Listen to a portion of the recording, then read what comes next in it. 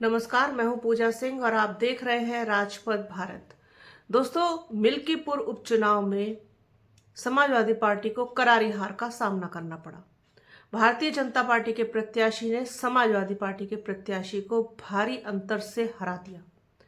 इसके बाद तमाम लोग अपने अपने तरीके से कयास लगा रहे, अनुमान लगा रहे कि आखिरकार इस हार का कारण क्या है, वजह क्या है। तमाम तरीके के अटकलें लगाई जा रही। जब भारतीय जनता पार्टी अयोध्या फैजाबाद हारी लोकसभा चुनाव में, तब से जो है उसके मन में जो टीस थी वो कहीं ना कहीं बहुत ज़्यादा उसको तकलीफ दे रही थी। तो जब मिल्कीपुर में उपचुनाव की बात आई, तब उन्होंने ये शायद मन बना लिया था कि किसी भी हाल में हमें मिल्कीपुर जीतना है। वैसे भी उपचुनाव सत्ता का चुनाव होता है, इसमें कोई दो राय भी नहीं है। थोड़ा सा झुकाव और कह लीजिए, थोड़ा सा प्लस पॉइंट कह लीजिए, बहुत सारे जो होते हैं वो सत्ता पक्ष की तरफ होते हैं। ये बहुत नेचुरल और सामान्य सी बात है। लेकिन समाजवादी पार्टी इतने बड़े अंतर से हारेगी, ये कल्पना शायद समाजवादी पार्टी के जो दिग्गज है उन्होंने खुद भी नहीं की होगी।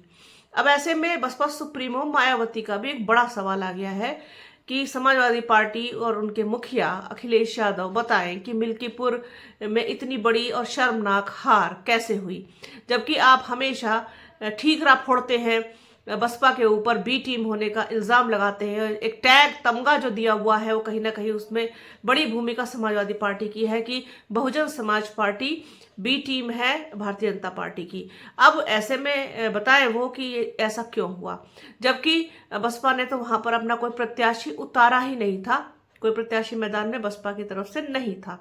फिर ये सब कैसे हुआ? अब इस पर क्या कुछ कहा है बसपा सुप्रीमो मायावती ने, वो आपको बताते हैं। दैनिक भास्कर की रिपोर्ट के हिसाब से अयोध्या की मिल्कीपुर विधानसभा सीट के नतीजे पर बसपा सुप्रीमो मायावती ने सपा प्रमुख अखिलेश यादव पर निशाना साधा। उन्होंने एक्स पर लिखा कि सपा की मिल्कीपुर सीट पर 61,710 वोटों से करारी हार हुई। अखिलेश यादव को जवाब देना चाहिए कि इतनी शर्मनाक हार आखिरकार कैसे हुई। उन्होंने आगे कहा कि हाल में ही यूपी की 9 सीटों पर उपचुनाव हुआ था। इसके बाद अखिलेश यादव ने अपनी हार का ठीकरा बसपा पर डालकर बचने की कोशिश की थी। जैसा कि मैंने अभी आपको बताया कि समाजवादी पार्टी हमेशा इस कहना चाहिए कि मौके की तलाश में रहती, कब उसे ये इल्जाम लगाने का अवसर मिले कि बसपा बी टीम है और हार का कारण बनी सपा का, जैसा कि बसपा सुप्रीमो मायावती ने अपने एक्स पर लिखा है। ऐसे में अखिलेश यादव को निश्चित तौर पर करारी हार पर जनता को जवाब देना चाहिए। बसपा सुप्रीमो मायावती ने दिल्ली में बसपा की जो हार हुई है उस पर उन्होंने अपनी चुप्पी तोड़ते हुए कहा कि दिल्ली की जनता ने हवा चले जिधर की चलो तुम उधर की तर्ज पर वोटिंग की। दिल्ली में भाजपा के पक्ष में एक तरफा वोटिंग हुई। वैसे देखा जाए तो दिल्ली की आम आदमी पार्टी और भाजपा में हर स्तर पर लगातार जबरदस्त राजनीतिक द्वेष, संघर्ष और टकराव हुआ है। इस वजह से दिल्ली का विकास भी नहीं हो पाया। इसका खामियाजा खासकर गरीब और मेहनतकश परिवारों व अप्रवासी लोगों को उठाना पड़ा है। बसपा सुप्रीमो मायावती ने कहा कि बसपा कभी भी अपनी विचारधारा से समझौता नहीं करती, न ही सत्ता के लिए सिद्धांत छोड़ती है। दिल्ली चुनाव के परिणाम हमारे संघर्ष को और मजबूत करेंगे।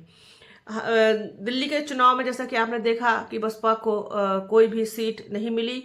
इसके अलावा AIMIM को भी कोई सीट नहीं मिली। और ये जो दोनों हैं, बसपा और AIMIM, इनका जो वोट परसेंटेज है वो लगभग थोड़ा सा ही ऊपर नीचे है। बसपा का जो वोट प्रतिशत है वो 0.58% उनको वोट मिले, जबकि अमीम को 0.78% वोट मिले। अब इस तरीके से अगर देखा जाए तो बसपा का जो ग्राफ है वो उम्मीद की जा रही थी कि वो ऊपर बढ़ेगा, 1-2% तक आएगा। हालांकि सीट जीतने या सीट निकालने जैसी उम्मीद तो नहीं की गई थी, लेकिन ग्राफ बढ़ने की उम्मीद की गई थी कि हाँ वोट शेयर बढ़ेगा। हालांकि दिल्ली का चुनाव बसपा का चुनाव नहीं था, सीधी सी बात है, यहाँ पर भारतीय जनता पार्टी की और आम आदमी पार्टी की सीधी टक्कर थी। कांग्रेस ने इसमें जो भूमिका निभाई उसका सीधा सीधा नुकसान आम आदमी पार्टी को हुआ। एक तरीके से हरियाणा की हार का, गोवा की हार का, गुजरात की हार का, महाराष्ट्र की हार का सबका बदला उन्होंने चुकता कर लिया। क्योंकि जो जब अरविंद केजरीवाल आम आदमी पार्टी किसी भी तरीके से झुकने को, कोई समझौता करने को, कुछ देने को, किसी को सीट वगैरह तैयार ही नहीं है, तो फिर खामियाजा तो उसका भुगतना पड़ेगा, नुकसान भी उठाना पड़ेगा। अब आप सोचो कि हम ही सब कुछ हैं और हम ही हम हैं, तो इस चीज का जो वहम होता है ना, हम का वहम बहुत बुरी चीज होती है। और वही दिल्ली की जनता ने इस बार दिखा दिया। जिस तरीके के बहुत सारे सोशल मीडिया पर देखिए आपके कमेंट्स आ रहे हैं कि अब की बार जनता को पता चल जाएगा कि फ्री का बहुत कुछ मिला उनको, बिजली मिली, कहीं स्वास्थ्य सेवाएं मिली, शिक्षा मिली, बहुत सारी चीजें मिली केजरीवाल सरकार की तरफ से। लेकिन मुझे ऐसा लगता है कि केजरीवाल का जो साथ है वो जो गरीब जनता है, जिनको बेनिफिट हुआ केजरीवाल की सरकार से, जो लोग झुग्गी झोपड़ी में रहते हैं या जो गरीब हैं, जो गरीबी रेखा के नीचे हैं, उन लोगों से ज्यादा नुकसान मिडिल क्लास ने केजरीवाल को पहुंचाया। जो नौकरी पेशा लोग हैं, जो व्यापारी वर्ग है, उन्होंने, क्योंकि ठीक चुनाव से पहले जो बजट ला करके और जो एक कहना चाहिए कि रोटी का टुकड़ा भारतीय जनता पार्टी की तरफ से फेंका गया कि 12 लाख से जो आय वाले हैं उसको टैक्स वैक्स में बहुत छूट मिलेगी और नहीं देना है, इस तरीके की। हालांकि ये बिल्कुल भ्रामक बातें हैं, टैक्स तो देना है, बस सबका स्लैब अलग अलग है, अलग अलग आय के हिसाब से अलग अलग टैक्स की जो कैटेगरी है वो रखी गई है। खैर, जनता ने जैसा समझा, जैसा सोचा, वैसा वहां पर किया। मिल्कीपुर में अति उत्साह जो है वो समाजवादी पार्टी को ले डूबा। उनको लगा कि हमने बहुत आसानी से अयोध्या और फैजाबाद की सीट जो है वो अपनी पाले में कर ली थी और यहाँ से हमारे सांसद जीत के बन गए। और अवधेश प्रसाद को अपने साथ अखिलेश यादव हमेशा एक ट्रॉफी की तरह सजाते हुए लेकर जाते, हर जगह, संसद हो, कहीं दूसरा कार्यक्रम हो, कुछ भी हो, एक दिखाने का प्रयास उनकी तरफ से किया गया कि हम दलित समाज के साथ हैं, दलित वोटर्स के साथ हैं और दलितों का वोट भी हमको मिला है और संविधान के नाम पर मिला है और संविधान की हमने बहुत पैरवी की है। इस तरीके की तमाम चीजें की थी। रोड शो किए, उतारा प्रत्याशी को वहां पर, और लेकिन नहीं बात बन पाई और इतने बड़े अंतर से, इतने बड़े मार्जिन से जो है वो हार हुई है उनकी। आगे बसपा सुप्रीमो मायावती का जो कहना है वो ये है कि दिल्ली में भाजपा की 27 साल बाद सरकार बनी है, केंद्र में भाजपा की सरकार है, अब दिल्ली में भी डबल इंजन की सरकार है। ऐसे में भाजपा की जिम्मेदारी बनती है कि दिल्ली की करीब 2 करोड़ जनता से किए गए वादों को ईमानदारी से पूरा करे ताकि आम लोगों का जीवन बेहतर हो, खासकर गरीब और मेहनत कश लोगों का।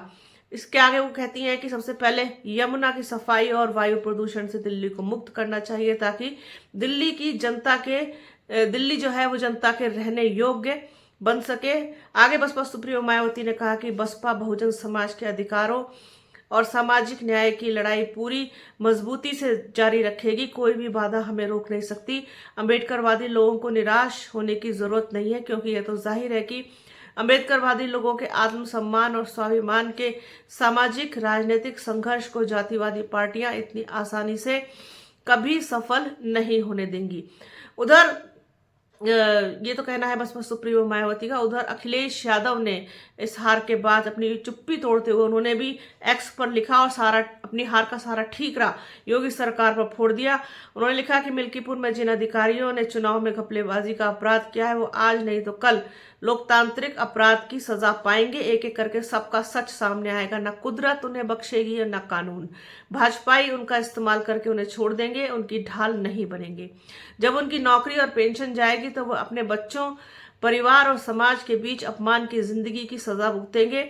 लोकसभा चुनाव में अयोध्या में हुई पीडीए की सच्ची जीत उनके मिल्कीपुर के विधानसभा की झूठी जीत पर कई गुना भारी है और हमेशा रहेगी। साथ ही साथ अखिलेश यादव ने एक चीज और बहुत जोर देकर कोट करके कही है कि आंखों में आंखें डालकर जश्न नहीं मना पाएंगे भाजपाई। ये कहना है सपा प्रमुख अखिलेश यादव का। तो हार के बाद भी बहुत एक वार चल रही है एक दूसरे के ऊपर, और बसपा सुप्रीमो मायावती ने सीधा सीधा सवाल अखिलेश यादव से पूछा कि बताइए जनता को कि मिल्कीपुर में ये शर्मनाक हार क्यों और कैसे हुई, इसके पीछे का कारण क्या है। तो ये था पूरा मामला। तो और भी आगे बहुत कुछ है, हम लोग रोज़ किसी न किसी टॉपिक पर चर्चा निकाल करके लेके आते हैं, बात करते रहते हैं, हमेशा सच की सच्चाई की आप लोगों को दिखाएंगे और हमेशा बताएंगे। तो बने रहिए हमारे चैनल के साथ, हमारे चैनल को लाइक कीजिए, शेयर कीजिए, सब्सक्राइब कीजिए, बेल आइकन घंटी जैसी आकृति ज़रूर दबाइएगा, जिससे कि आने वाले वीडियो का नोटिफिकेशन आपको मिल सके। वीडियो को पूरा देखिएगा, ज़्यादा से ज़्यादा शेयर कीजिएगा, अपना और अपनों का बहुत ख्याल रखिए। जल्द मिलूंगे आपसे एक नए वीडियो में, एक नए मुद्दे के साथ, एक नई चर्चा में। तब तक के लिए जय हिंद।